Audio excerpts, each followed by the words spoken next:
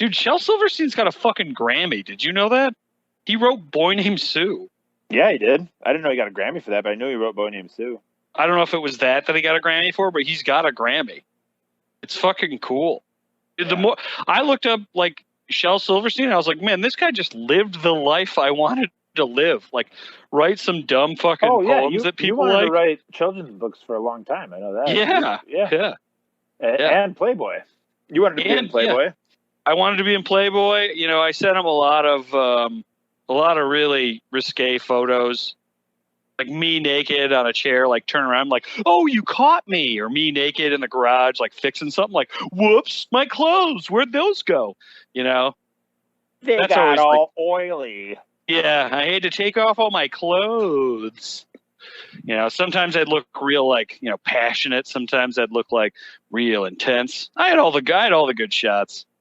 The problem was my naked body. I think my attitude was great. I just not fun to look at my naked body, I think, is the problem. Yeah, and I'm a man. I think I was barking up the wrong tree there. So, but their loss, you know. Now who's a dying medium, right? This is hot garbage. This sounds like shit. No one's gonna buy that. Is it a hit? Yeah. Welcome to another episode of Is It a Hit? Surprise. My co-host here didn't know we were recording, but guess what? We're recording. We're recording. Let's kick the tires and light the fires on this podcast, huh? Oh, yeah. Kick those tires, light those fires. Even if you can't breathe. Fucking get after it, boys. Don't let them shoot that green shit at you. That movie, Independence Day, was so ahead of its time because what Will Smith says right there is, put your mask back on, Marine. Yeah. Oh, right. So prescient. That Will Smith. Yeah. That's what they say. They always go back to ID4 and say, we should have known. That's they warned us. Oh man. Why wasn't Harry Connick Jr. in more movies, man? I mean, you got ID4, you got Hope Floats, probably a couple other ones. But man, that guy is charming. Yeah, he's an attractive man, and he can play a piano, and he was one of the first concerts I ever went to. Really? I did not. How old were you? Very young. It was not my idea. My parents wanted to go see him, and then I think they just couldn't find a babysitter. So they were just like, well, we got you and Michael tickets too. That's my brother. And we showed up and we found out we were in way worse seats than my parents. Like, they were like on the main floor. We were in like the second balcony, like behind a pillar, you know, like so far away. And then I just kind of hated it the whole time. We were there for like 3 hours, and it was not for me. You know, this was probably, man, what was that? What are mid 90s, early 90s or late 90s? It was terrible. What's the? He's very talented. I came away. What was the scene? What's the scene like in the balcony? But like the balcony behind a pillar, because I'm assuming that's a different scene. Moms and fat guys with beards. That's what I remember. Yeah. Interesting. Were those moms and the people with beards together? No, they clearly were not. Huh. No, it was the concert was fine. He's very talented. I couldn't care less about his music. We had a Christmas album in my family. Harry Connick Jr. does Christmas or whatever, and Connick Jr. saves Christmas. Yeah, it's really weird. And my parents loved it. I think they played it so much that we lost it. Like it just broke. And what are the songs he sings? Shoot, I come back to me on that one. I'll try to think of some of the songs, but I'll tell you this, nobody knows Harry Connick Jr.'s Christmas album. I can tell you that. Nobody's singing that song. Those songs. So I mean, aren't those the same as regular Christmas songs? Doesn't everyone know those songs? No, that's what I'm saying. They're not what you would expect. Like, it's not like, oh man, now I have to look this up. It's not like a fun take on chestnuts roasting on an open fire. It's a song about a totally different kind of nut. Yeah, right. It's cheap knockoffs. Let me look here. I have also seen Harry Connick Jr. live in concert. I didn't get the full balcony experience. I didn't see a lot of the single moms there, but man, that guy is charming.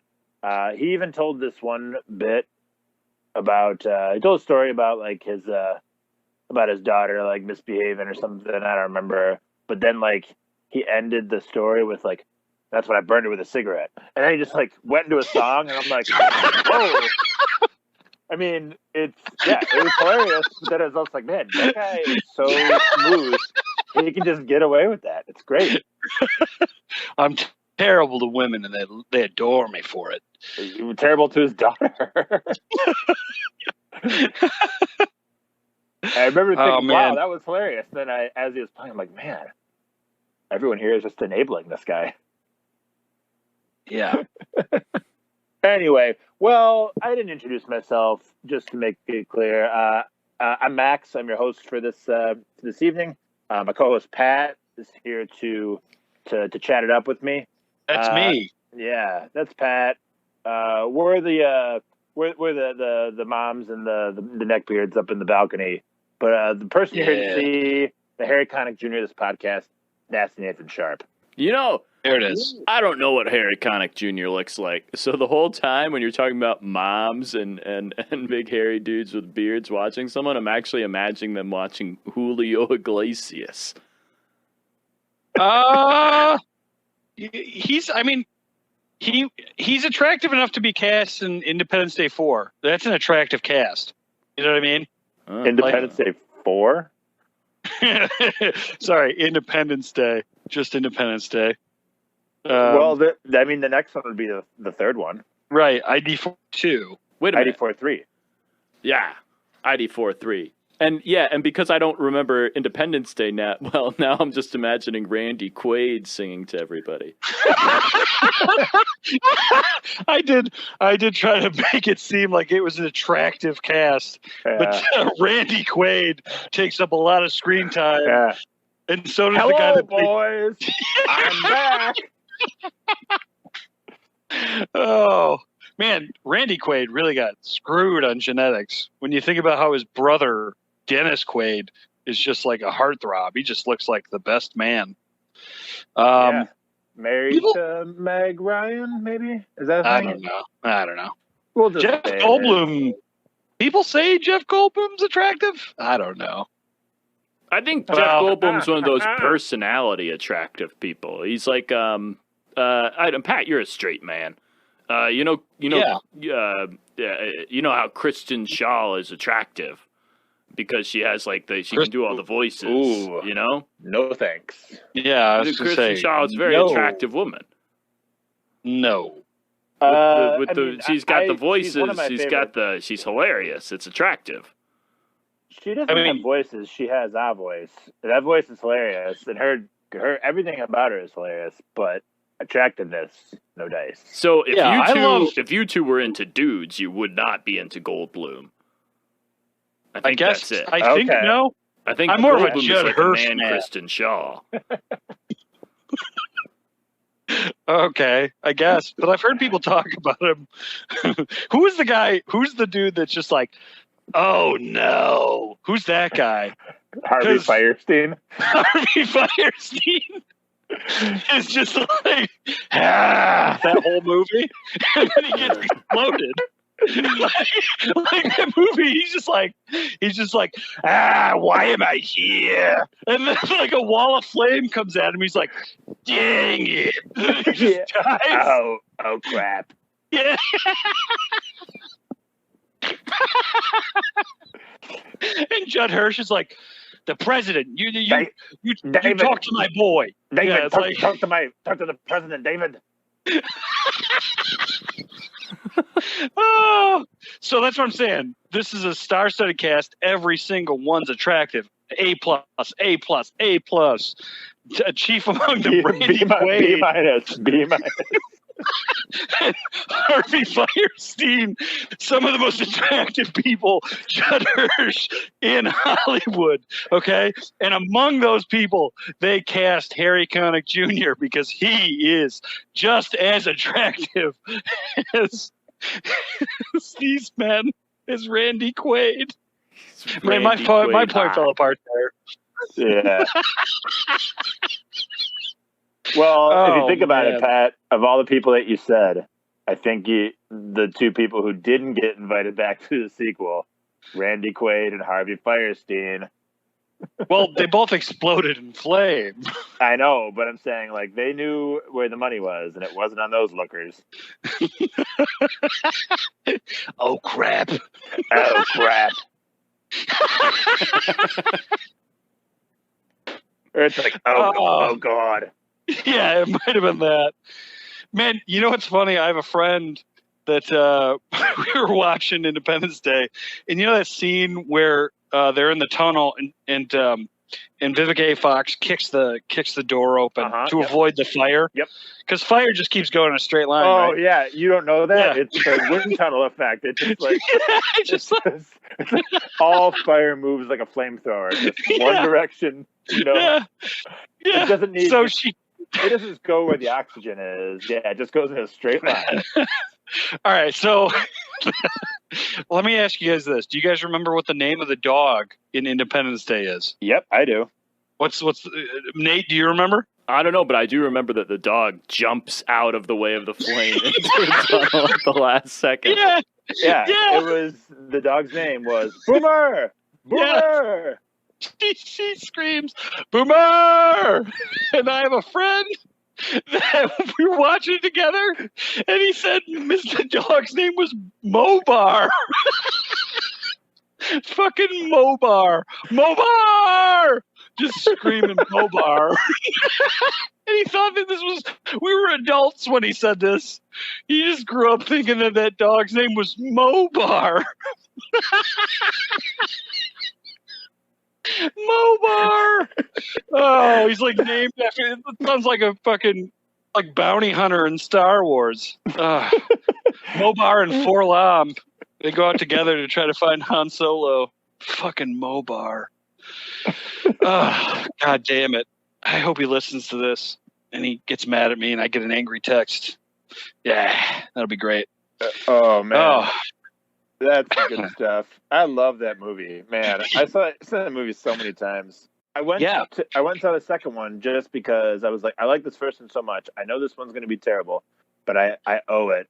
I owe it to the big, the producers and the studios for making this movie. Take my money. I have no other way of giving it to you, but this is how I'm going to give you my money.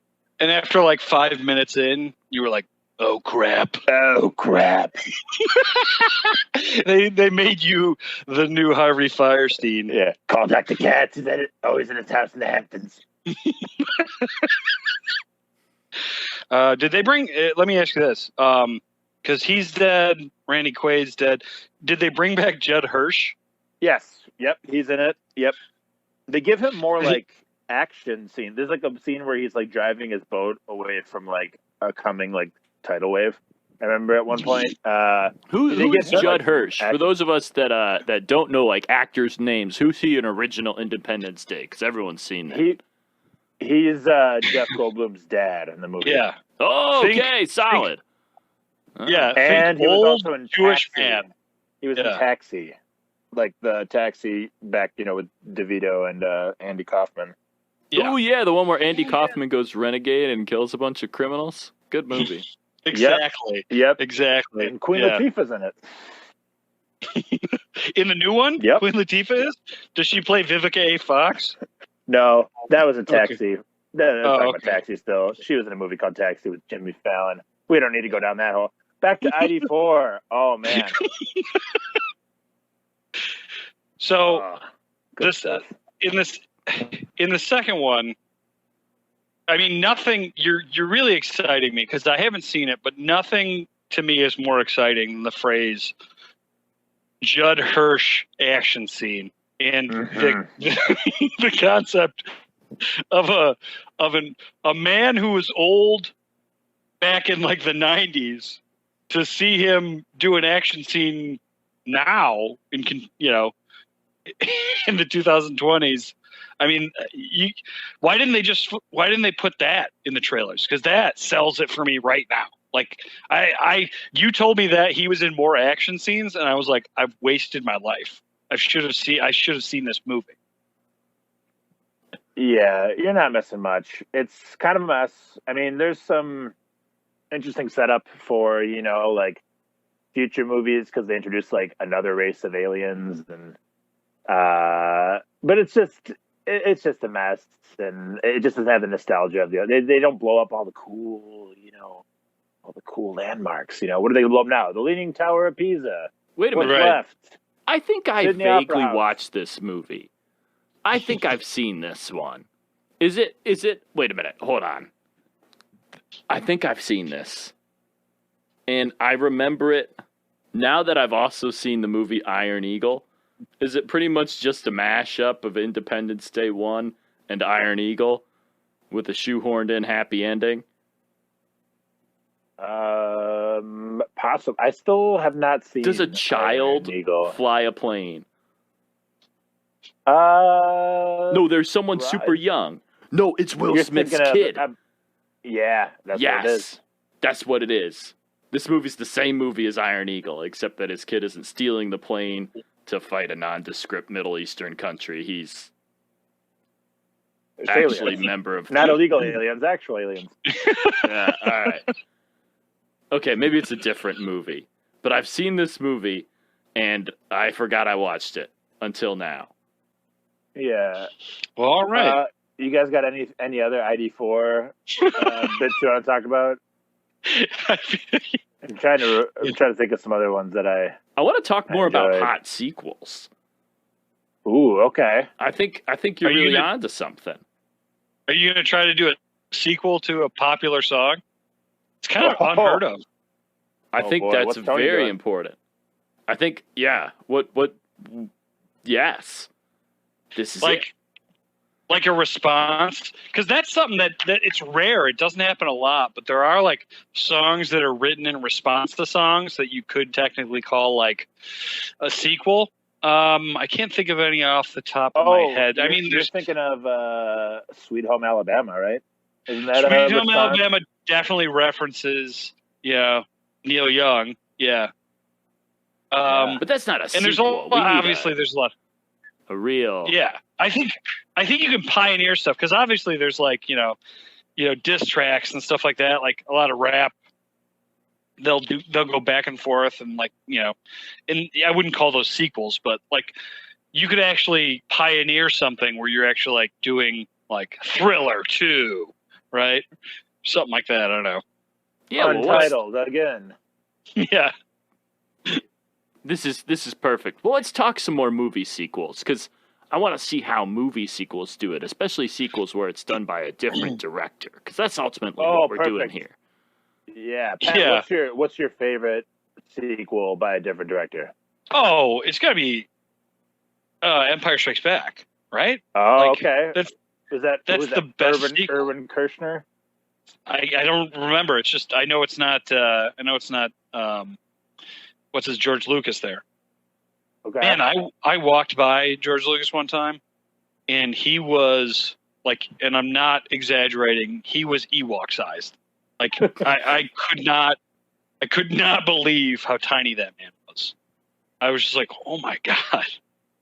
And little tiny baby man. And he was like rotund and like just kind of like quiet. He was just like and kind of he had like a little waddle to him. I think that was Frank Oz. Yeah, okay. Maybe I'm thinking of Frank Oz. But yeah, I couldn't believe how short he was. I knew he was kind of short, but I didn't know he was that short. But yeah, Empire Strikes Back. Yeah, that's a good one. That's obviously one of the better sequels. But I've just watched those recently because my son, those are like the PG ones. So I watched those, and I forgot how poorly paced A New Hope is. Man, yeah, it's a rough one. It's a rough one to get through. I know that people loved it back in the day, but it's a struggle to get through. They don't even like start attacking the Death Star until there's like 8 minutes left in the movie. Yeah, I would say that of the original 3, that's my least favorite.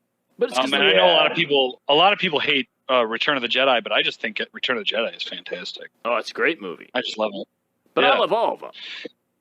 Like, well, consider this: like the main protagonists in Return of the Jedi, all of them have something to do in the finale. You can't say that about A New Hope.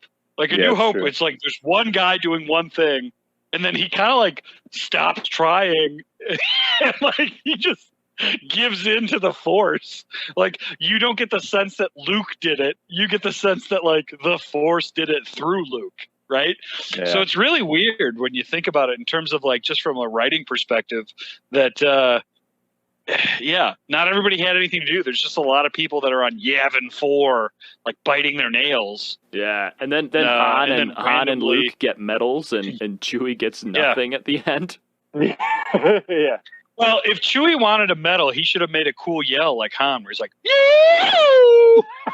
yep. Yeah. He should have done a better job in the finale. That's all. Yeah. And the Republic hate this is what they don't tell you. The Republic, they hate Wookiees. Love an Ewok. They'll take a tiny one, right? But they hate Wookiees. Yeah. That's canon. Yeah. Pat, not giving Chewie a medal. You know what that is? What's that? That's a Wookiee mistake. How many kids you got? You got 2? Solid dad humor. That's good. It's been gestating over the years. That's good. Thanks.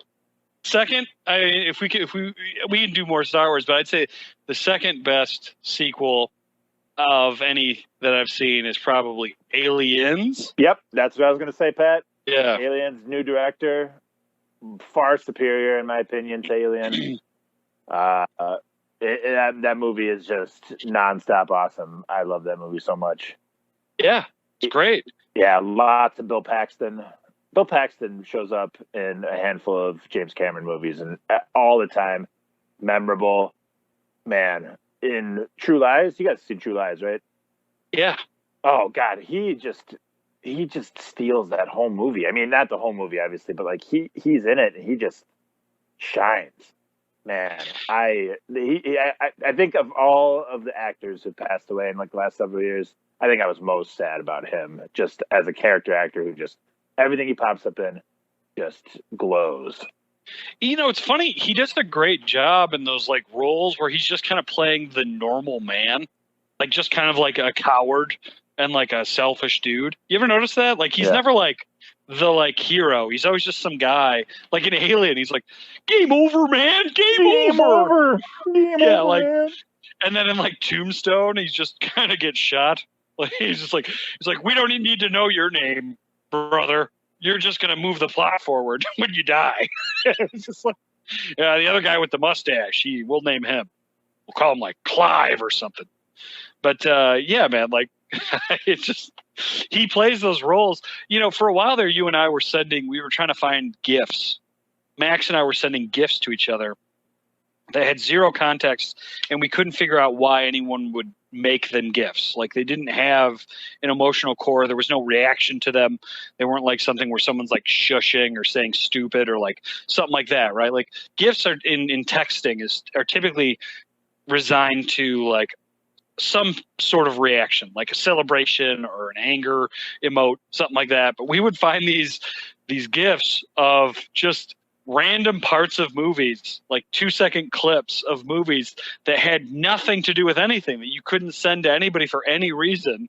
And I felt like we had Tom Arnold gifts that didn't work a lot, and then we had a few Bill Pullman too, right? Or was it Bill Paxton? Sorry. Well,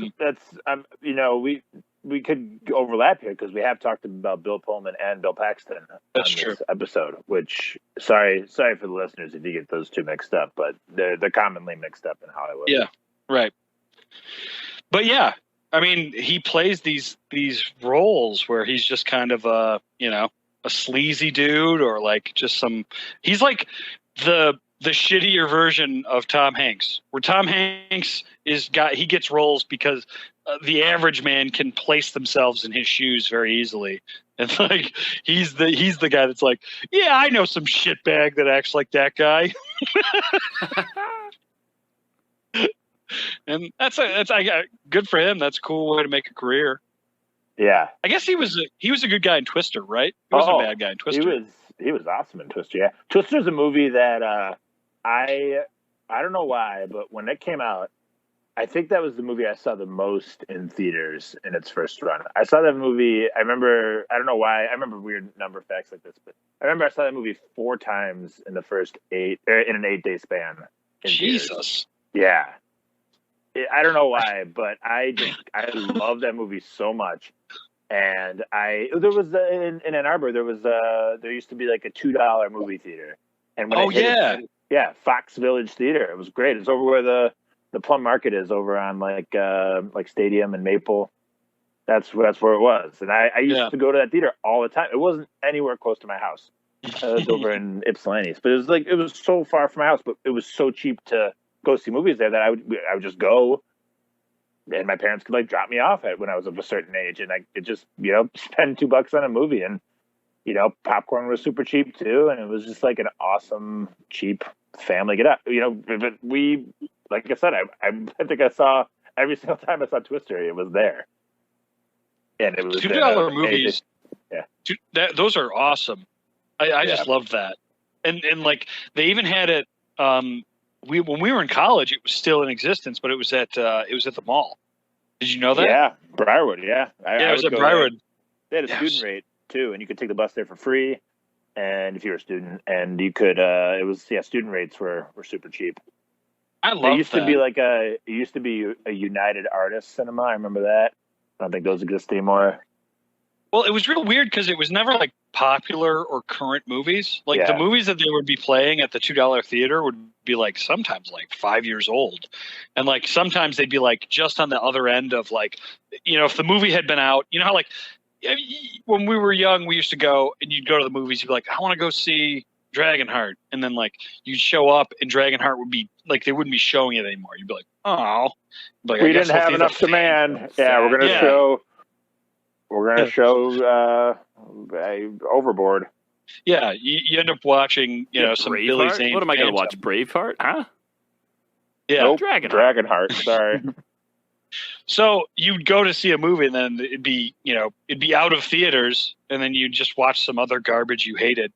And but that, like, when those movies like got out of like circulation or whatever, when they stopped showing them, like the $2 movie theater would like pick them up.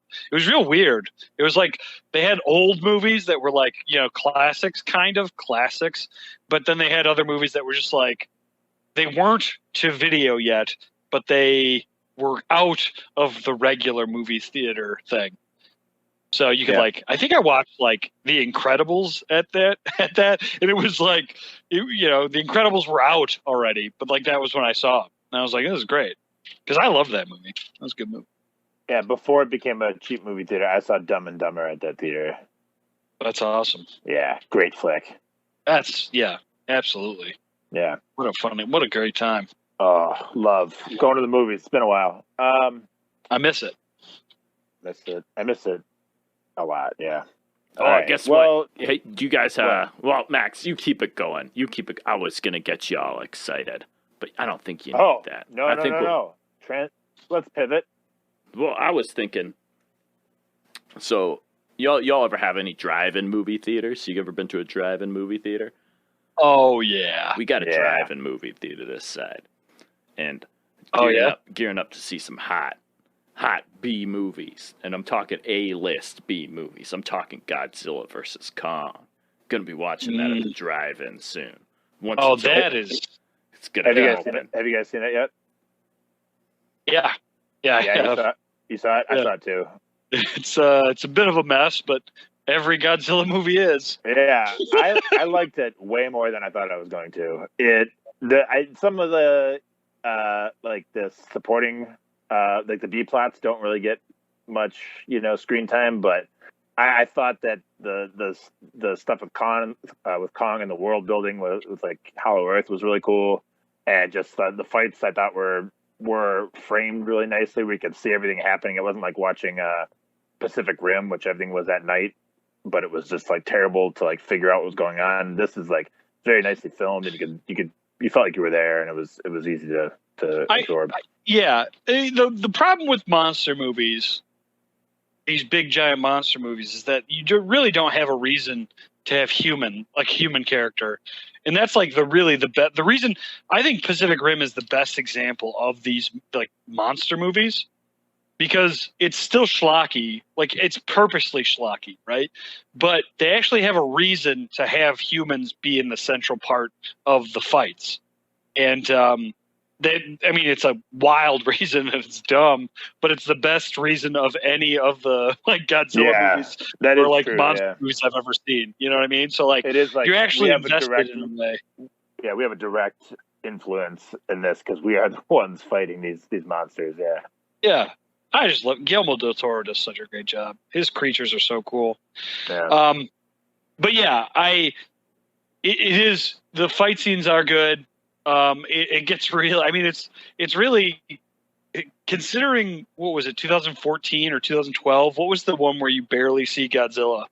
That was like 14, 15, I think. Yeah, the movie where they advertised Bryan Cranston in the previews, and then he's in there for like spoiler 30 alert. seconds. Spoiler alert. They did the Seagal move in that movie. Same where he dies in the first 5 minutes. Yeah, that was oh shit, what movie was that? That was with Kurt Russell. Yeah. On the Executive Decision. Yes, that's what it was. Executive Decision. Yeah. He's like, "You're not gonna make it." He's like, "You are," and then he dies. It's great. No, it's great. Yeah, because he was. They also did that with the Rock in the movie Doom. You guys remember that? Wait a minute. No. That movie isn't just The Rock shooting aliens for an hour and a half? Exactly. He dies pretty soon. And actually, as he's dying, he's like, "Wait a minute, I'm the star," and then he gets killed. Like, it was like a very fourth wall moment. Like, that gets cut off because he gets killed. But it was kind of dumb. But yeah, The Rock is in that. You mean to tell me very long. that a movie based on the video game Doom is dumb? Who would have thunk it? Do you think it needed a sequel? It needed a good sequel. Oh yeah, Doom maybe. 2, or they do Doom the 2, exact same thing, Earth. but they add like, the movies. All right, so if we talk about sequels, video games have a very simple way to do sequels, right? So basically in most video games, what they do is it's like, oh, this format works. So you liked Doom, we're going to do the exact same thing. We're just going to give you a few more environments, maybe 2 more. We're going to give you 2 different more enemies and maybe 2 more weapons. And other than that, the game is basically the same. And you're going to fucking pay for it, and you're going to love it. And video games, like, obviously they have to create new stories and stuff now. But back in the day, like, there was barely a story, right? So like you were just running around shooting demons, right? And blockbusters kind of do that same thing, where I'm guessing that every scene in Independence Day 2 was just them trying to one up the tentpole action scenes from the first one. I'm just guessing that. So you have a very similar structure. It's very different than the first one. Really? And I think it was too different that they didn't do enough to, like, the whole movie is set up around, I think it's like the 20th anniversary of, the attacks in the first movie, and they're having like a big parade on the mall, and they're also like, as they're, setting up an exposition for the movie, they say things like, they gave us the technology we would never have thought of elsewhere. And so immediately the military has all of the technology that the aliens left over in the first movie. So it's just, you just don't feel like you're in the world that the first one was in. Because the first one, you feel like you're in like present time in 1996. Yeah. And all of the technology is like relative. There's a lot of practical effects. You feel like it's very authentic. It's grounded in reality. The second one is just like, we have all this new technology. Look at all these new spaceships we can build. We can go into outer space. We have a base on the moon. Are all the ships space F-16s? Because that was like the only ship that the military had. You didn't see like anything other than F-16s. I remember that. Yeah, no, it's all like futuristic stuff, and it's tough. It doesn't have the same nostalgia that the first one had, and like I said, you can't. It's not grounded in reality, and I don't know. It was tough to get on board with it, and like I said, take my money. Did they say anything about Boomer or MOBAR? No, MOBAR was dead. Oh, yeah. They didn't have a line like "I miss MOBAR." Where the kid's like, "Oh man, I remember where the kid who's now an adult flying the plane. He's like, I'm doing this for MOBAR. I had to put him down." He was too traumatized by the experience. Oh man, I can't. He punches an alien in the face, and he's just like, "That one's for MOBAR." I can't wait. I think this next song is going to be about MOBAR, and I can't wait. Yeah, a song for MOBAR is a good song, but I think a song for MOBAR. Yeah, I think it's a much easier song to make than a sequel to another song. So we'll give you that, because I feel like sequel to a song is a fun concept, but would take more than a week to create. Just my two thoughts. No, I think some of these. I think they could be real ham-fisted. Ham-fisted is the word you use, right? When something is just very blatant. And you can't bring up ham-fisting something and not get sidetracked. So it's a sequel to the Jeffrey Dahmer biopic. Well, you can't make a sequel song to something that wasn't a song. You have to do a sequel song to a song. Well, I mean, like, you could have, like, Bye Bye Miss American Pie 2, where you talk about, like, Tupac and Biggie. Socialism. Yeah, no. Yeah. That's the one with Jason Biggs is in it for some reason. Right. Yeah. Yeah, well, I think there's a lot of good sequels out there. You got any more, Pat? Any more sequels that go in a different direction that... That switch it up? Yeah, a little too different. Yeah. Good or bad? I don't have anything right now. I thought Lethal Weapon made a big stylistic change from 1 to 2. Well, if we're talking about movies that change over time, I mean, Rocky and Rambo are prime movies that start as, like, realistic movies. The first one's like super real, and then the last one's like a cartoon.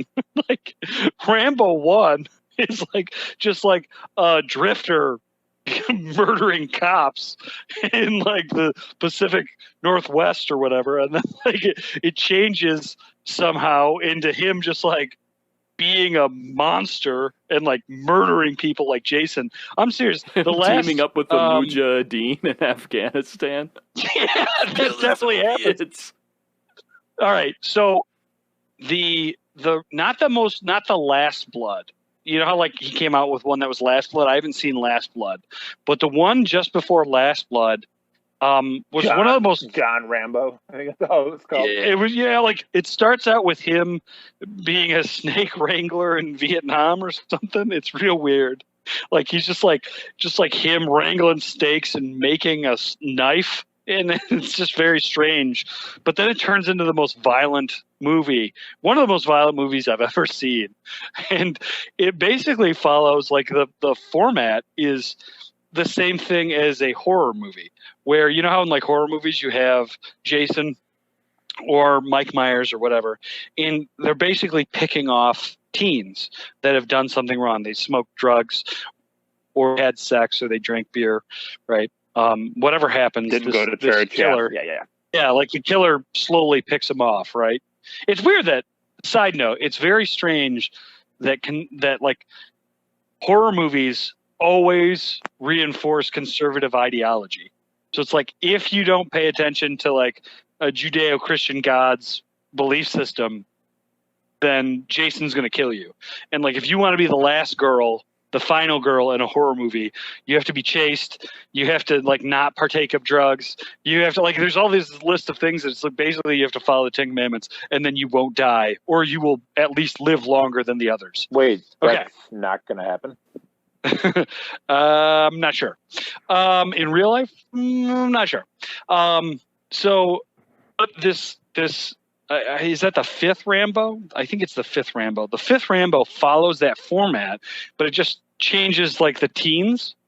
It just removes the teens and puts in like militant, like, you know, I don't know if you can call them terrorists, but like there's just like a military group, and Rambo becomes like the Jason or the Mike Myers, and he's just like slowly killing them until it reaches the finale where it's like a massive killing field and he just goes crazy. But like watch that movie and tell me it's not a horror movie, kind of like reversed, where we're rooting for Jason, because it is like super violent and like scary, and like it's just that's what I thought the whole time I was watching it. It's really, really interesting. Nate, we also may have cut you off when you were talking about drive-in movies. What did you have? Anything else there? No. I'm thinking about this dog sequel. I'm thinking about MOBAR lives. Yeah. I mean, if they didn't say that MOBAR died, right? If MOBAR can outrun fire, right, and outsmart fire. You know, I mean, Harvey Fierstein couldn't do what MOBAR did, right? Like MOBAR was like, I'm going to do something, whereas, you know, Fierstein was like, oh crap. But maybe it's because MOBAR didn't smoke as many cigarettes. I just realized you think that they cast him because his name was Harvey Fierstein. Like, yeah, and that's how he died, was by the fire. Yeah. They also didn't include. Jonathan killed by an alien in the sky with green lasers. It'd be two on the nose. That guy was born for that role, but couldn't pass the screen test.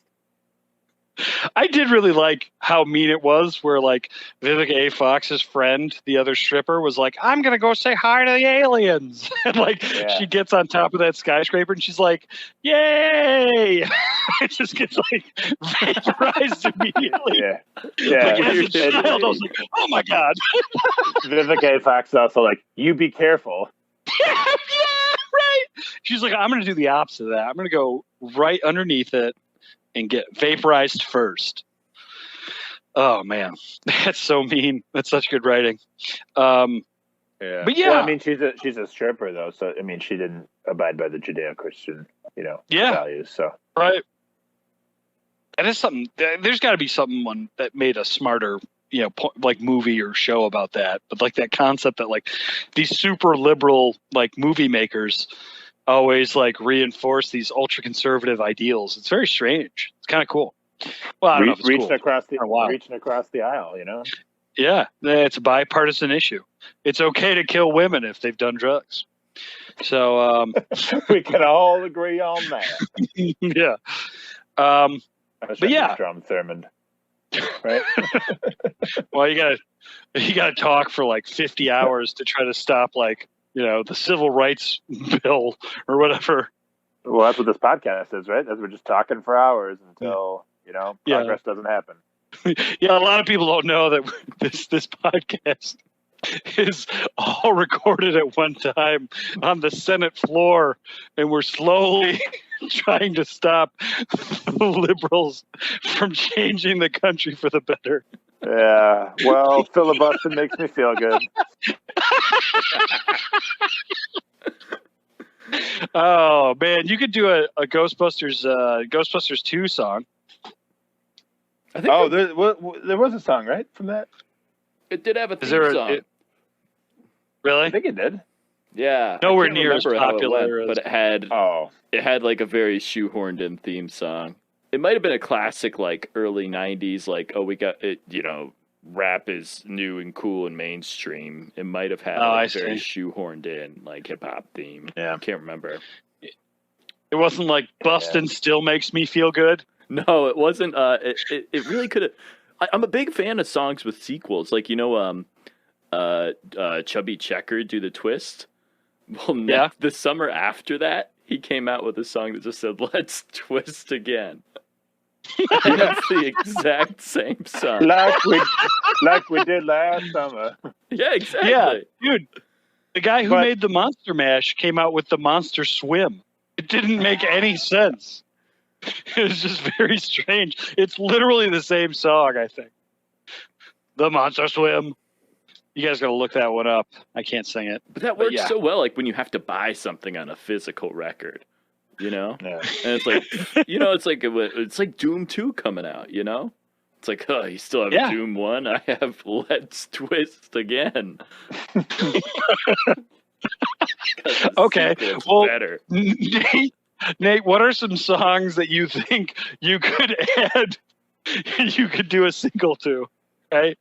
Like Walking in Memphis again, or Jogging in Memphis, like getting an Uber in Memphis. What are the scooters? What are those called? What are those scooters called? The riding an electric scooter in Memphis. Yeah, right. I don't know. Stuff like that. Yeah. Like Tudio. Tudio.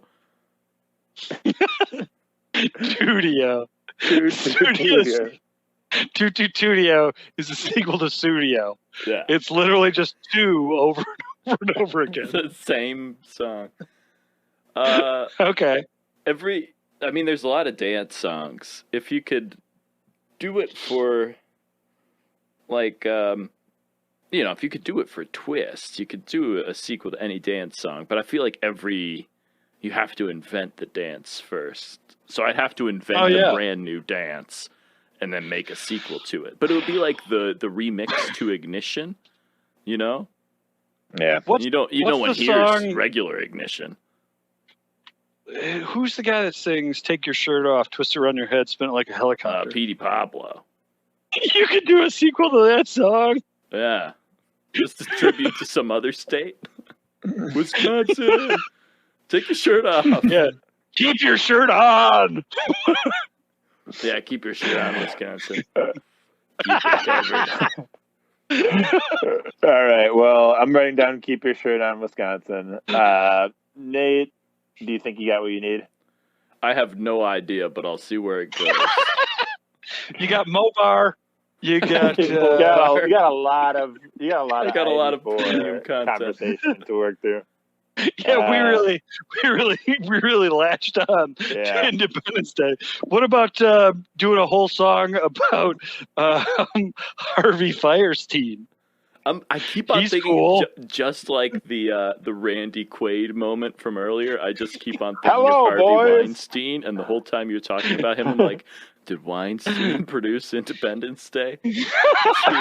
Maybe. Oh, we didn't make it clear that Harvey Fierstein and Harvey Weinstein are not the same person. Not the same person, but we can't help what our brains do.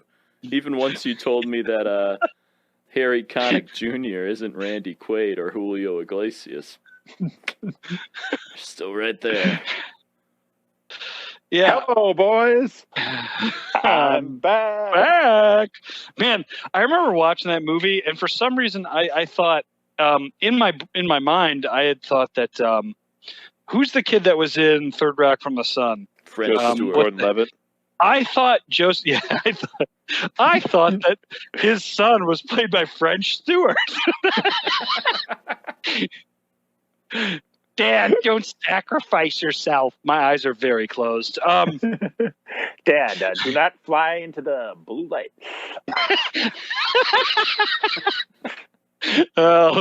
30 Rock, we love you. 30 Rock in the sun.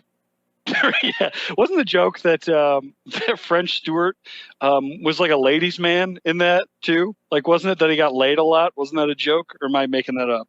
I don't remember. I've watched, like I said, I watched like one recently, and I didn't really get much into that, and it didn't hold up. I didn't want to watch anymore.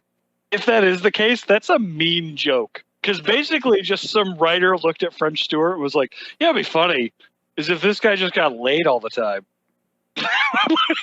looking like French Stewart. That premise alone is hilarious." Like, and French Stewart just had to be a trooper and be like, "Yes, that's very funny." Wow, you think I like that? All right. Well, if we got anything else we want to cover before we take a break? I think we're in a good spot. Sequel songs, MOBAR, Judd Hirsch. Harvey non-wine, but Fierstein. Yeah. Bill Paxton, we talked about that. Movie theater, drive-in, Rambo. Keep your shirt on, Wisconsin. Keep your shirt on, Wisconsin. It sounds like a bumper sticker. Keep your shirt on, Wisconsin. All right. Well, let's get to a break, and we'll talk to you guys again after this.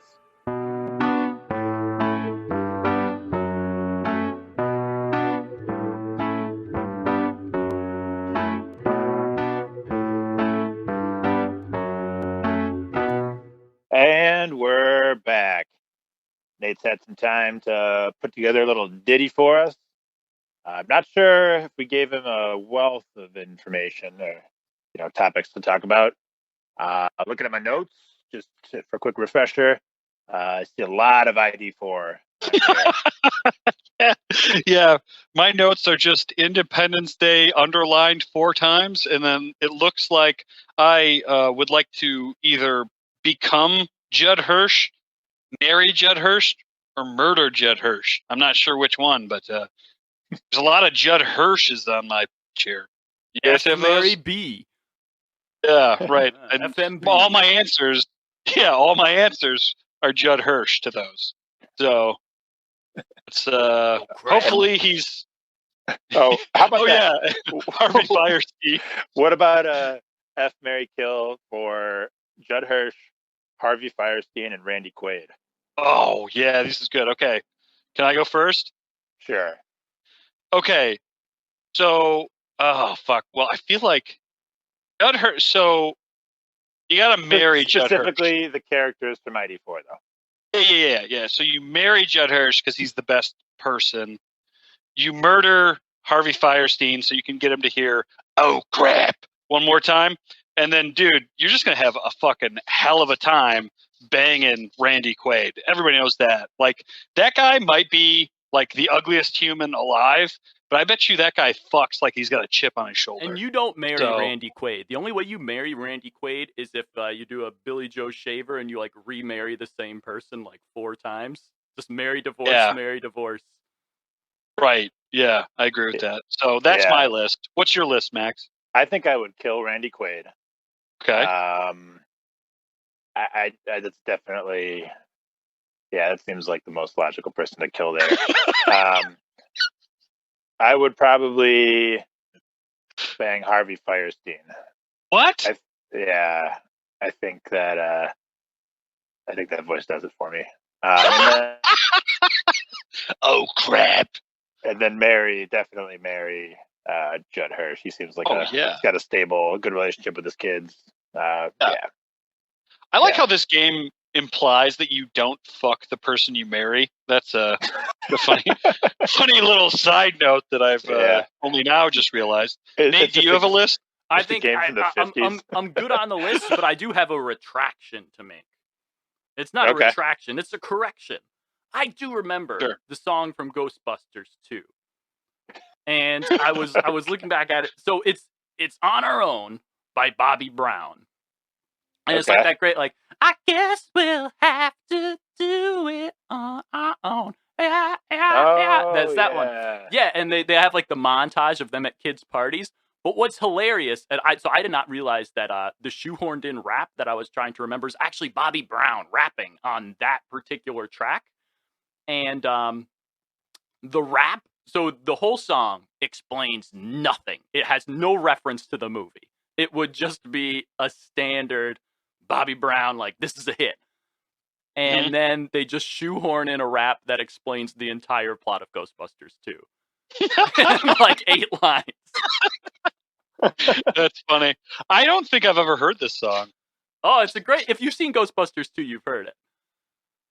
Yeah, it's been a while. Okay. We'll listen to it off air together, the three of us. We'll have a fantastic time. Any more notes for that we want to recap real quick? I got Keep Your Shirt On Wisconsin. Yeah, that's a good one. Yeah, Keep Your Shirt On Wisconsin. We got MOBAR! Got that one. Yeah. Hey, guys, I noticed something. Did you guys realize that MOBAR is an anagram for Rambo? No. We're right for sequels here. Oh, boy.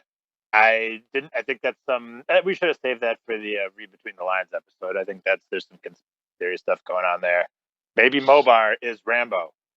It is funny to me that like conspiracy theorists like they like live in that area of like anagrams and like weird like symbols like that matters.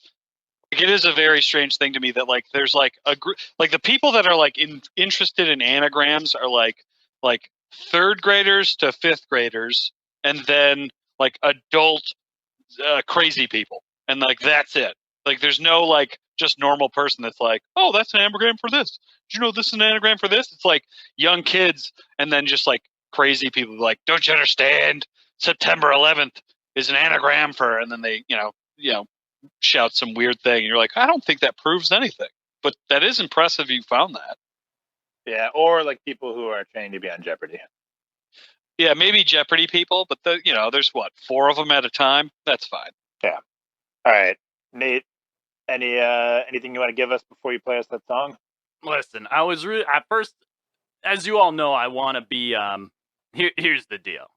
I want to be D'Angelo. I'm shoehorned into being a bad Randy Newman.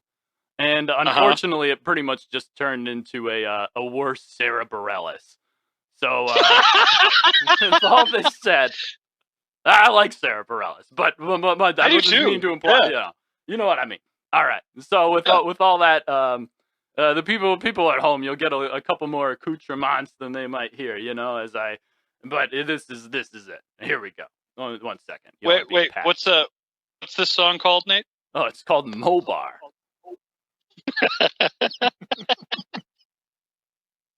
All right, I cannot wait for some MOBAR. All right, just give me a second to patch.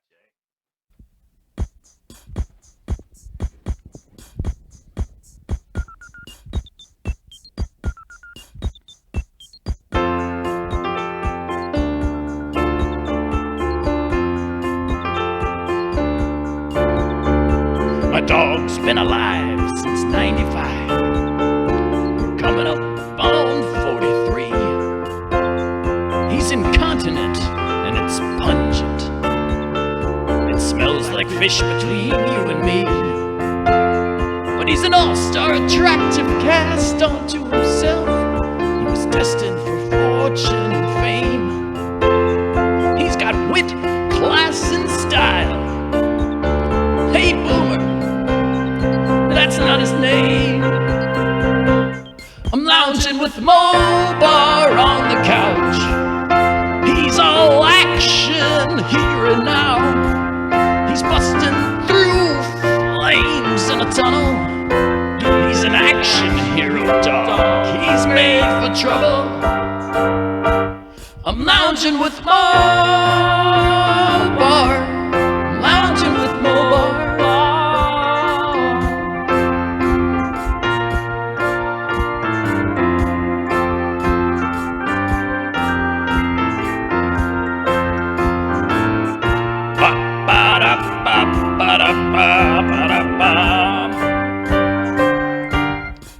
When the ETs befriended Elliot, and then they took over the world, it was only MOBAR who could save us. There were no hero boys, there were no hero girls. I'm lounging with MOBAR on the couch, watching interviews starring Bobby Brown. He's always here when I need it most. Oh, he's busting through flames just like he's busting gold. lounging with MOBAR. I'm lounging with MOBAR.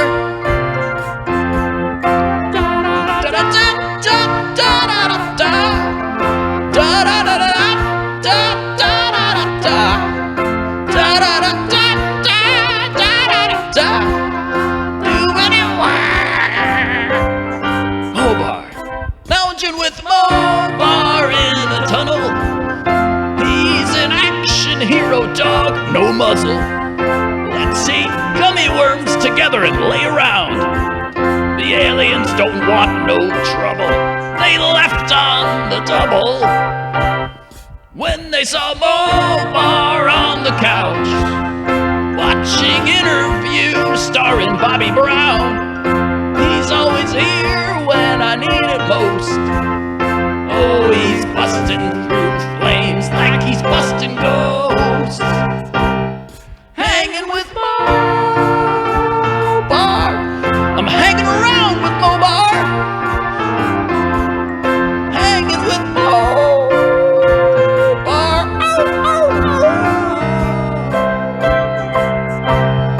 Hanging with MOBAR. What a dog. Hanging around. Hanging with MOBAR. MOBAR. Hanging with MOBAR. See you sleep all day. Hanging with MOBAR.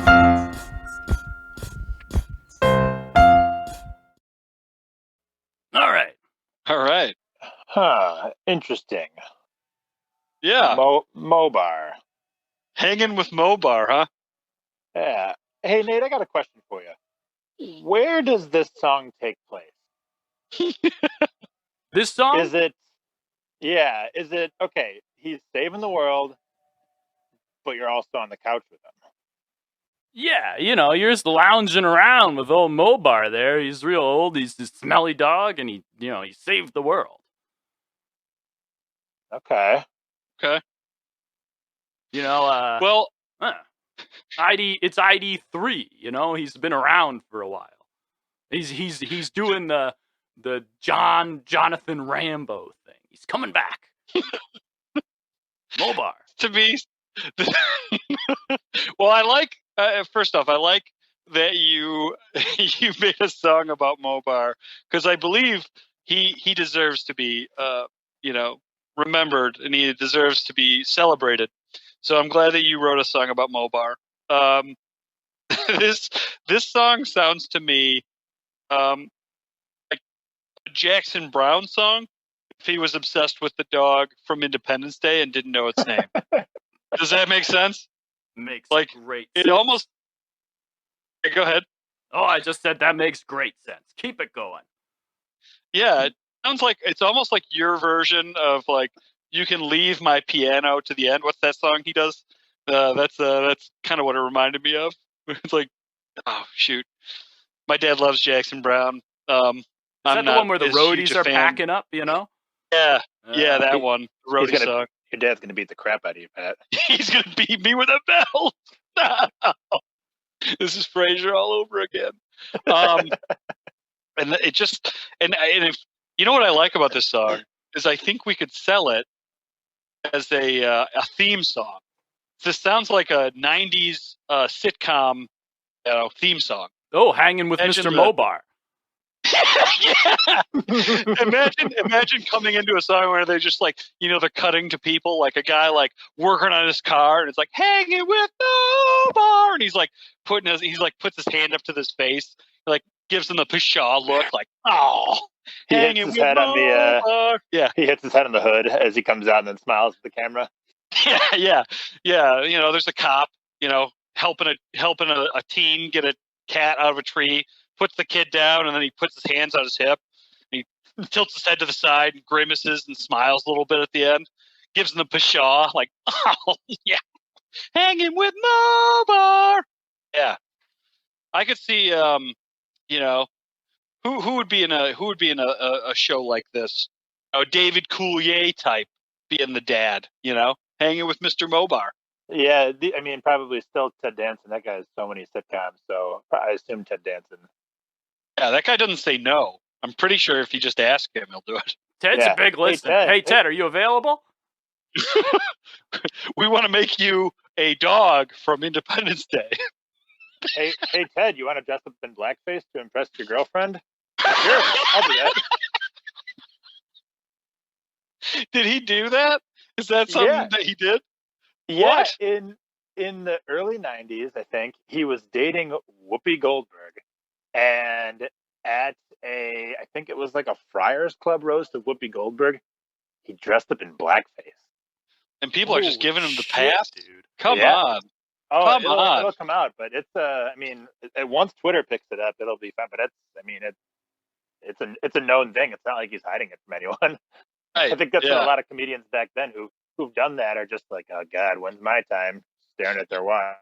Yeah, I mean, it's hard to come out and say, you can't come out and be like, it's fine, but I don't know. There's just seems like there should be a line. Like, if we have like, what's the word? Not double jeopardy. What's it called when you have, it's a long time since the crime has occurred? Statute of limitations. Yeah, if there's statute of limitations on like murder and stuff, I feel like we should have statute of limitations on comedy. I don't think that runs on a statute of limitations. I don't think. I think statute of limitations are more for your petty crimes. Your minor larcenies. I don't think it applies to. Nice try, Pat. Nice try. Pat. I don't think it applies to either Ted Danson in this scenario or murder. Yeah, but back to MOBAR though. Oh God, that almost got off track. Sorry, Ted Danson. Come on the podcast and we'll make it up to you. Fuck you, Ted. Yeah. So what I think about this, I was having a tough time placing it, but I thought Jackson Browne was pretty accurate. I like the '90s theme song too. That's a good one as well. Because I was having a real tough time figuring out where this song would fit in society. I had a little tough time with it. I do like how you're branching out into different styles. I like the organ music. That was cool. There's a little electronic beeps and boops there too. You were trying for a little sci-fi a little bit in there. I heard that. Well, this is like a third or fourth iteration down. So my first thing I did was I stayed up until 2 a.m, and then I played like 3 minutes of organ music, and then I chopped it up and I tried to turn it into a different thing, and that didn't work. And then I can't remember. I think I tried to write an actual a cool song about MOBAR, MOBAR's got sunglasses on and an M60 machine gun, blasting people. But that didn't work. And then I was hanging out with my actual dog on the couch, and that seemed to make sense. Man, I would love to see a time. You know how you always see those videos of guys doing work, like the YouTube videos of time lapse of a sculpture, or it'd be cool to see a time lapse of Nate over the course of 3 days, just rocking back and forth, writhing and just screaming, and almost looks like Paranormal Activity, where he's just standing still looking in a corner for 3 days straight, just writhing in a corner, and then all of a sudden he just stops, stands up straight, walks over to an organ, and then plays the song all at once. I assume that's how you write music. You're about 90% of the way there, but the last 10% is there's critical differences. Okay. Fill us in. Well, first there's bathroom breaks, the occasional snack. Yeah, but you got buckets. You got bottles. I know you. I don't spend my time sitting on a couch writhing and pooping in buckets. I don't believe that, and I don't think any of the listeners believe that. Well, beliefs are a funny thing, Pat. Most of yours are wrong. So, free Ted Danson. That's for the future. Eventually, when he gets captured. Yeah. All right, Pat. What do you think? You think the song's a hit? For all its positives, I can't say that I like it. Like, I think this is one that I really, really nailed in terms of like style. And you know, if there was a show, a sitcom about hanging with Mr. MOBAR, I think this would fit nicely. Yeah, I can't say this is a hit. Other than that, yeah, I know that the big dog conglomerate can also be a pretty powerful buying segment of society. People love their dogs. fur babies. Yeah, fur babies. But I don't know if even that group would like this one. I'm also gonna say not a hit. I love MOBAR, love ID4. Kind of hoping there was more Harvey Fierstein. Oh God, in there, but yeah, I feel like that could have been a good sample track, just sampling. Oh God, or hello boys, I'm back. Yeah. Well, did you say, oh God? Oh crap! I think it's or is it oh crap? Okay, I'm gonna go watch it, and then I'll be right back. Yeah, I think that there's a lot of good clips from that. So maybe when we do our second ID4 episode, maybe we'll get that kind of song treatment from Nathan Sharp. Get a sampled selection from ID4, the ID4 soundboard. ID4 2. I think that the sound bites in the first one are better. We'll just do another episode on ID4. I don't think you could get me to watch ID4 2 now. I don't think it'll happen. I fell asleep during the first time. Okay. Yeah. That's what I realized. I fell asleep. That was the key moment because it's ID4 2. Sleep paralysis. Sleep paralysis. I just sat in a corner. My vision blurred and I just started writhing. Do you guys remember? It's like the scene. It's like the ending or the mid part of Clockwork Orange. You just sleep paralysis, eyes open in fear, like watching ID4 2. What's the what do you guys remember the subtitle for ID4 2? I don't know. It's Matrix Revolutions. Oh, not that far off. It was called Resurgence. I don't know how they thought this movie. Well, I mean, you said you watched. Yeah, okay. It's exactly what it was meant to be. Just running purely off of goodwill. Yeah. All right. Well, good stuff, Nate. I appreciate it. No, it wasn't. Tapping into all of our love for MOBAR. Well, yeah, I still appreciate it. I want to make sure you know that we all appreciate. All the hipsters out there appreciate you. I'm just saying this now because I can't shower you with any praise on the song, but I want to make sure that you know we appreciate you. Yeah, who you are as a person. You're a good man. Yeah. Maybe, you know what? Trying to shoehorn or trying to create a song about MOBAR. That's a tough one, man. You went in there, you played the game on hard, and you got beat yourself. But it's a valiant failure. Failure. Maybe it was also my fault for expecting something more along the lines of ID4 and not a 90s sitcom theme song. Yeah, we wanted Randy Quaid level of enthusiasm and scenery chewing. We wanted that intensity, that wild-eyed, and energy, manic energy that you get from only a Randy Quaid type. And you gave us Randy Quaid's adopted son, who I thought was Jason Gordon-Levitt, but is not. So Joseph Gordon-Levitt. you're not here for MOBAR at all. That's the crux of this. You never cared about MOBAR. You're a boomer, man. You thought your friend was dumb when he just had a much better name for this dog. Boomer is unoriginal and, quite frankly, the vapid. MOBAR? Oh, yeah. I started calling my dog MOBAR this week because it's a solid name. So if you don't care about MOBAR, well, quite frankly, Pat, I think this is another example of where your opinions are flat out wrong. Maybe, man. Maybe. Well, on that note, our conclusion is Pat's opinions are wrong. Let's go ahead and wrap it up for the week. You guys got anything else? No. Good try, man. Yeah. No, it wasn't. Good try. Later. No, right. You can have listen. You can have a bad song, but try and have a good try. You know what I mean? So good fail. Yeah.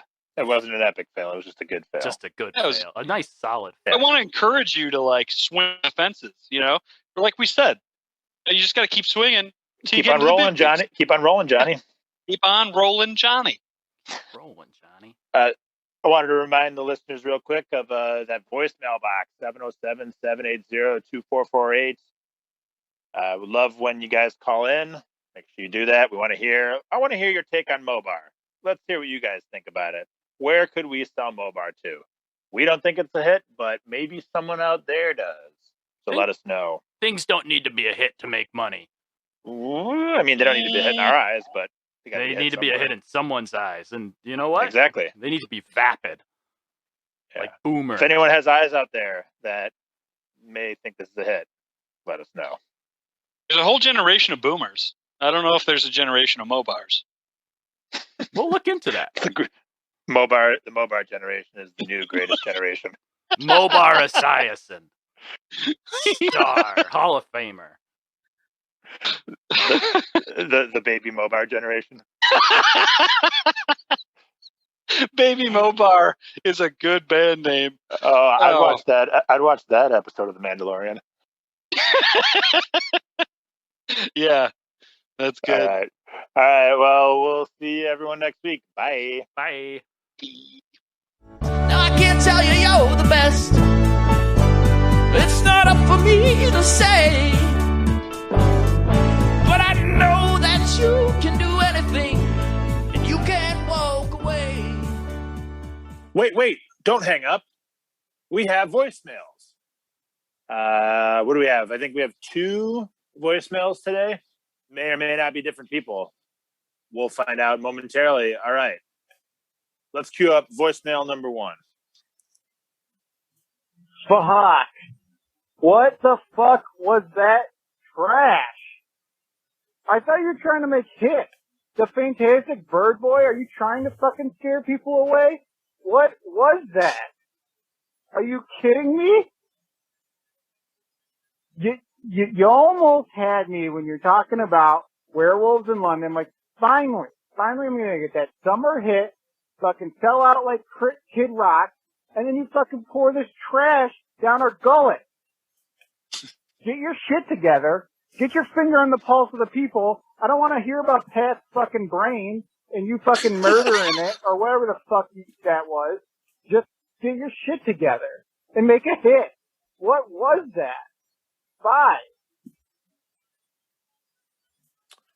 Oh boy. Can't say I necessarily agree with this caller. What do you guys think?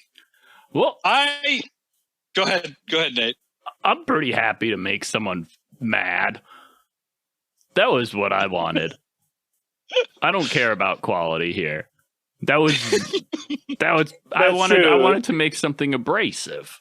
And so if this caller is furious, well then all the better. As long as he's going to keep on listening. I want to give him enough of a taste of what could be a hit. You heard it. We fed him just a little bit. You know, he's like the rat where you just give him a little pellet of food sometimes if he crawls through a maze and presses a button. But you know what? If once out of every 3 times you give him half a pellet of food, he's going to keep on crawling through that maze, pressing that button. And that's what I want. Pat, what'd you think? I disagree with this caller. I loved Fantastic Bird Boy. It's a story of my triumph. Of course I'm going to love it. I think that this is what I liked about him. He was full of hate. And this is the area that we're taking our crowd base in. We want to get a lot of really angry people together. We really want to get kind of recognized, like I'd say, like the Juggalos, how they're recognized by the FBI as a actual gang. I think that's where we're headed with our hitsters, is violent, scary men that have bad opinions and will kill you by suplexing you to death. I think that's where we're headed. Yeah, I agree. That guy sounded like a juggalo. But I also think that that previous caller may have been the evil mollusk man. Right? I think he was pretty angry about the events that occurred in the Fantastic Bird Boy. And maybe that was him calling in to let us know what he thought. It all adds up. Evil Mollusk Man wanted to kill Pterodactyl Man all along. That's true. Yeah. Bird took that from him. Well, okay. So that was obviously about the Fantastic Bird Boy. Let's hear what this caller in voicemail number 2 has to say about possibly a different song. Maybe he's living in an office space. We don't know. All right, let's hear voicemail number 2. Sounds like you've already heard these voicemails. Not a chance. Hey, guys. Okay. I was real angry last time. Last song made no sense. This song, this has got all the stuff of hit. First thing right off the bat that I feel about this song, like, I completely zoned out for like half of it, which is what I'm asking for from most music in general, is I just want to listen to it and not hear a single word of it. Like, I hear the beginning, living in an office space, and then it's the end of the song, which as an American consumer is exactly what you're looking for. It's short. I don't have to invest a lot of like my mind into it. And, it's all about, working in an office space, which is something we aren't doing. It's what everyone wants, which you can't have. So, beyond that, I'm not really super sorry that I lost my cool on my last message, but, you needed to hear it. But I'm also still sorry. But get your shit together. Like, are you trying to make hits, or are you trying to, like, jack yourself up here? That's all. Anyways, keep it fresh. You chumos. Bye. Yes, you too. Keep it fresh, chum. Thank you.